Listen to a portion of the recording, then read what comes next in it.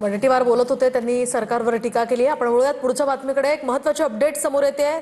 Nashik TCS प्रकरणामध्ये फरार निदा खानला अटक करण्यात आली आहे। नाशिक पोलिसांनी निदाला संभाजीनगरच्या नारेगावातून अटक केली आहे। अटकेनंतर मोबाईलसह काही महत्त्वाचे पुरावे सुद्धा पोलिसांनी जप्त केले आहेत। निदा खानला आज कोर्टात हजर करण्याची सुद्धा शक्यता वर्तवली जाते आहे।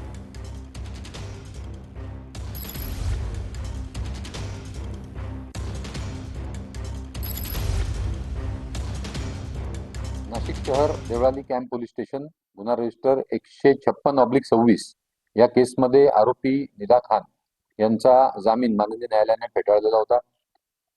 नाशिक शहर पोलीस व छत्रपती संभाजीनगर शहर पोलीस यांच्या जॉईंट ऑपरेशन मध्ये काल आरोपी निदा खान यांना छत्रपती संभाजीनगरच्या नरेगाव या परिसरातून ताब्यात घेण्यात आलेला आहे। तसेच नरेगाव परिसरातील स्थानिक नगरसेवक मतीन मजीद पटेल यांनी त्यांना आश्रय दिल्याचे निष्पन्न झालेलं आहे व त्यांना या गुन्ह्यामध्ये आरोपी करण्यात आलेला आहे। मी छत्रपती संभाजीनगर यांचे पोलीस आयुक्त प्रवीणजी पवार यांनी दिलेल्या सहकार्याबद्दल त्यांचे आभार मानतो।